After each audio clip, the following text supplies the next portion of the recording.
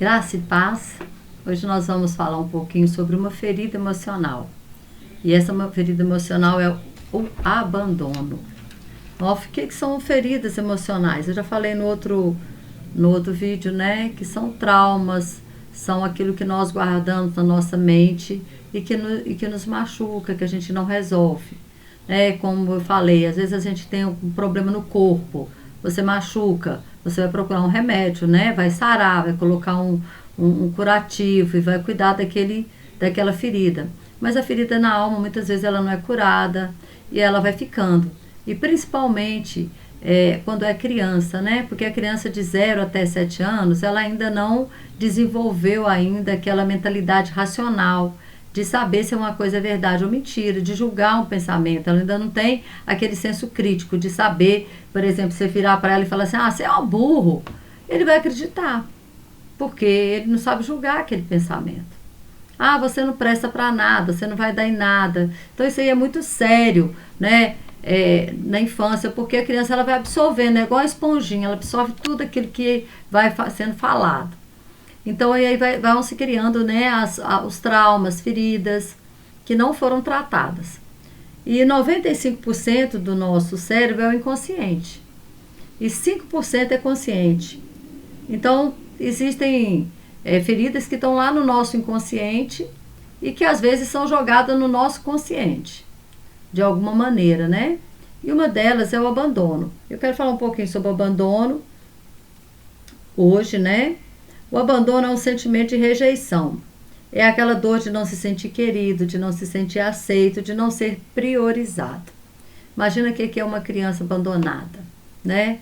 A mãe abandona e aí ela vai sendo criada ali com aquele sentimento que ela não é querida, que ela não é aceita, que ela não foi priorizada em nada, que ela não tem valor algum. Por quê? Porque nem a mãe, nem um parente próximo quis saber dela.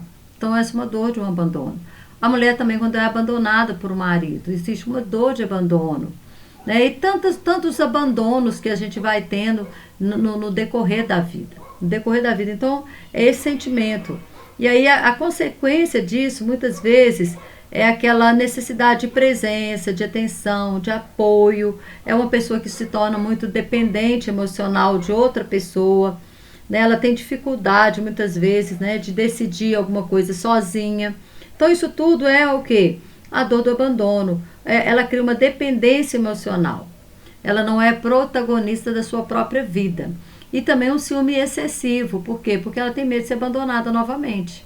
Então, quando ela é abandonada, o que acontece? O abandono e a rejeição é quase iguais.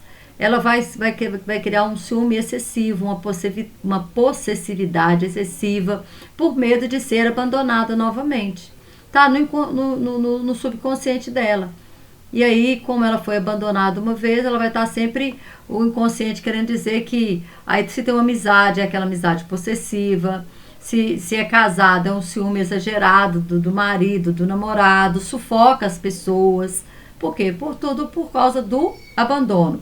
Aí vamos ver uma pessoa que não somente foi abandonado, mas também se auto-abandonou. Porque o problema todo é esse, que a pessoa que é abandonada, ela também pode se auto-abandonar. Ou seja, não se sentir mais, eu não presto, eu não valo nada mesmo, eu não sou ninguém mesmo. Isso é auto-abandono. É você que está se abandonando. Então a gente nós não podemos nos abandonar. Nós sempre temos que dizer para olhar para nós e ver a imagem e semelhança de Deus, que é a nossa essência. Nossa essência não é essa capa, não é o corpo. Nossa essência não é aquilo que nós sentimos. Nossa essência é quem nós somos. Não é sentimento. A nossa essência não é o que eu sinto, mas é quem eu sou. É a minha identidade. E a minha identidade está ligada em Deus, filho e filhas de Deus. É o que você é. Não é o que nós não somos o que sentimos. Nós somos o que nós somos em Deus. Nossa essência. Então, essa pessoa é Mefibosete, um dos filhos, né? Ou seja, o filho de Jonas, um dos netos, né, de Saul. Fala aqui, segundo a Samuel 9, vamos ler aqui do 1, né, diante. Fala assim, disse Davi, há ainda alguém que ficasse da casa de Saul para que lhe faça bem por amor de Jonatas, né? Porque Davi era muito amigo de Jonatas, apesar de ser perseguido por Saul, né? Havia um servo na casa de Saul, cujo nome era Ziba, e o chamaram, que viesse a Davi, e disse-lhe o rei: És tu Ziba? E ele disse: servo teu. E disse o rei: não há ainda algum da casa de Saul para que eu use com ele de beneficência de Deus? Então disse Ziba ao rei: ainda há um filho de Jonatã, aleijado de ambos os pés. E disse-lhe o rei: onde está? E disse Ziba ao rei: eis que está em casa de Maqui, filho de Amiel, em Lodebar. Então mandou o rei Davi e o tomou da casa de Maqui, filho de Amiel, de Lodebar. E vindo a Mefibosete, filho de Jonatas, filho de Saul, a Davi, se prostrou com o rosto por terra, se inclinou e disse Davi a Mefibosete. E ele disse: eis aqui teu servo.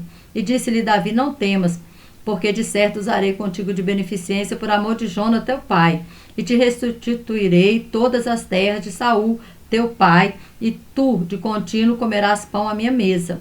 Então se inclinou e disse: quem é teu servo para tu teres olhado para um cão morto, tal como eu?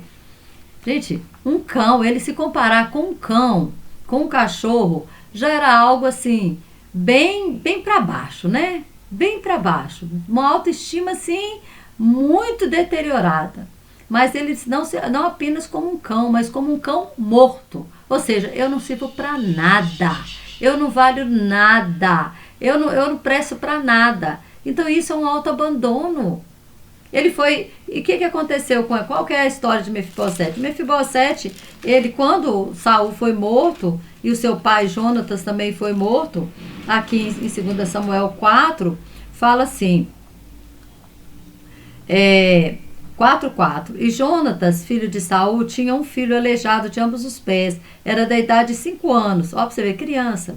Quando as novas de Saul e Jonatas vieram de Jezreel, e sua ama tomou e fugiu. E sucedeu que, apressando-se ela a fugir, ele caiu e ficou coxo. E o seu nome era Mefibosete.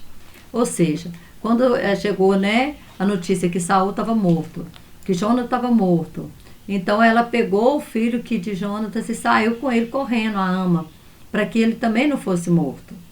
E aí ele caiu e ficou aleijado dos 2 pés.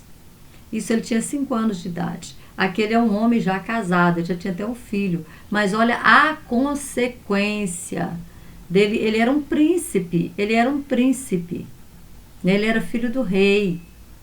Só que agora ele foi criado lá em Lodebar, ele foi criado, né, de qualquer maneira, ele ficou aleijado. E aquilo foi entrando dentro dele e consumindo com a alma dele.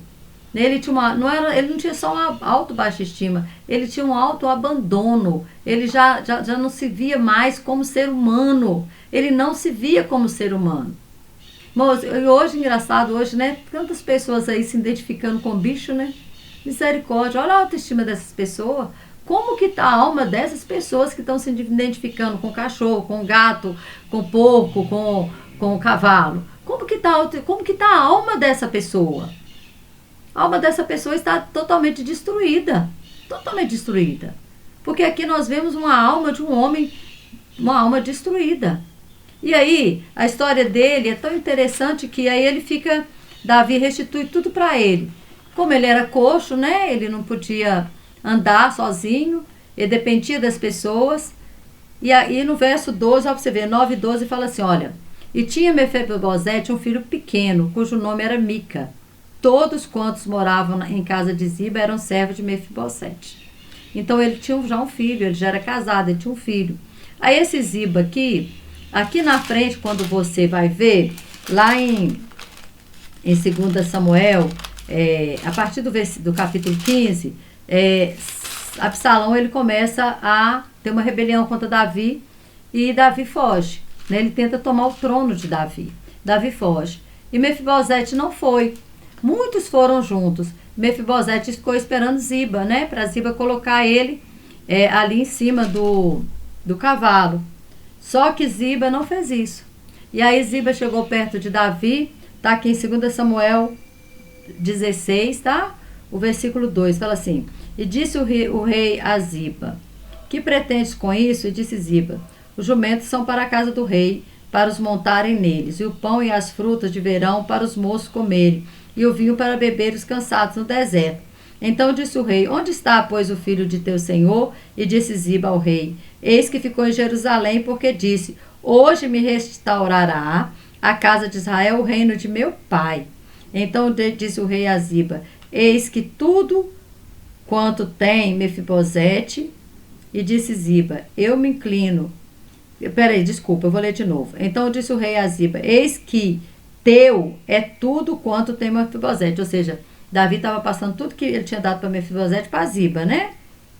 E Ziba, então, eu me inclino, e que eu ache graça aos teus olhos, ó rei, meu senhor. Irmãos, se você ler o capítulo anterior, você vai ver que Ziba enganou Mefibosete. Mefibosete estava esperando Ziba para que Ziba pudesse colocar ele, né, na carruagem e que ele fosse levado. Mas ele não fez isso, E aí, quando Davi volta, né, que Absalão perde tudo, e Davi então volta para Jerusalém, ele se encontra com Mefibosete. E aí, nesse encontro com Mefibosete, está aqui em 2 Samuel 19, versículo 24. Aí Davi se encontra com Mefibosete. Aí então Mefibosete, filho de Saul, desceu a encontrar-se com o rei, e não tinha lavado os pés, nem tinha feito a barba, nem tinha lavado as suas vestes, desde o dia em que o rei tinha saído até o dia em que voltou em paz. Olha para você ver, ele ficou ali, né, sem tomar banho, sem trocar de roupa, sem fazer a barba, triste, amargurado. Por quê? Porque Davi tinha ido para a fuga e ele não pôde acompanhar Davi, porque o seu servo armou uma cilada contra ele. Mas aí, fala o verso 25, ó, e sucedeu que, vindo ele a Jerusalém, encontrasse com o rei, disse-lhe o rei: Por que não foste comigo, Mefibosete? Agora o Davi perguntou, né? E disse ele: Ó rei, meu senhor, o meu servo me enganou, porque o teu servo dizia: Albardarei um jumento, e nele montarei e irei com o rei, pois o teu servo é coxo. Demais disso, falsamente acusou o teu servo. Tá vendo? Falsamente acusou Ziba, né? Diante do rei, meu senhor. Porém, o rei, meu senhor, é como um anjo de Deus. Faze, pois, o que parecer bem aos teus olhos. Porque toda a casa de meu pai não era senão homens dignos de morte diante do rei, meu senhor. E contudo puseste a teu servo entre os que comem a tua mesa. E que mais direito tenho eu de clamar ao rei? E disse-lhe o rei: Porque ainda falas mais de teu negócio? Já disse tu e Ziba, reparte as terras. E disse Mefibosete ao rei: Tome ele também tudo, pois já veio o rei, meu senhor, em paz à sua casa. Ele não lutou nem por aquilo que era direito dele, né? O servo enganou, o servo mentiu, e ele falou para o Davi assim: Não, que fique tudo com ele, não tem problema não, ele pode ficar com tudo, não vou repartir nada com ele não, porque ele pode ficar com tudo.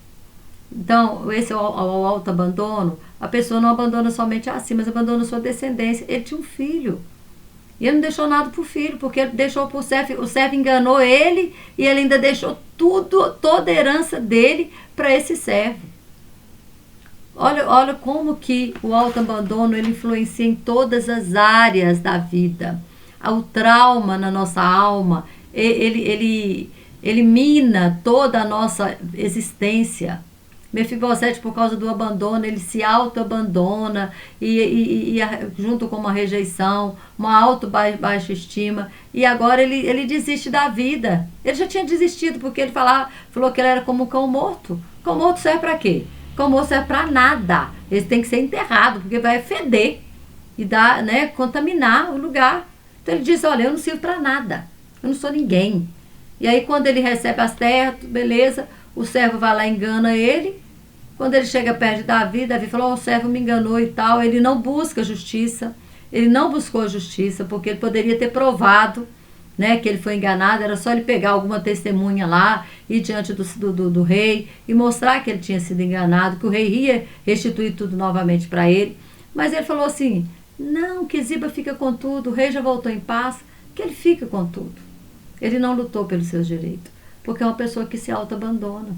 Pessoa que se auto-abandona, ele não vai lutar pelos seus direitos, ele não vai lutar por justiça, ele não quer viver mais, Ele falou, para ele ele já não vivia, ele já se considerava morto. E nem considerava um ser humano, considerava um bicho que havia morrido. Então, essas feridas são muito sérias. E a gente precisa, né? Se você sofreu de abandono por alguém te abandonou, foi seu pai, sua mãe, seu marido, seja lá quem for, o que eu oro agora, eu peço agora, que você, sabe, libere perdão para essa pessoa. Porque não é essa pessoa que está pagando. Quem está pagando é você. É você que está sofrendo. É você que está tomando, né, um copo de veneno esperando que o outro morra. Porque o perdão é para nós, o perdão é para nos curar, o perdão é para nos libertar. Então ora e fala, sabe? Ô Deus, olha, não espera sentir não, porque perdão não é sentimento não. Perdão é mandamento. O Senhor fala, olha, se você quiser ler lá em Marcos 11, versículo 25, fala assim, quando estiverdes orando, perdoai, se tende alguma coisa contra alguém, para que vosso Pai que está nos céus vos perdoe as vossas ofensas. Mas se você não perdoar, vosso Pai que está no céu também não vos perdoará as vossas ofensas.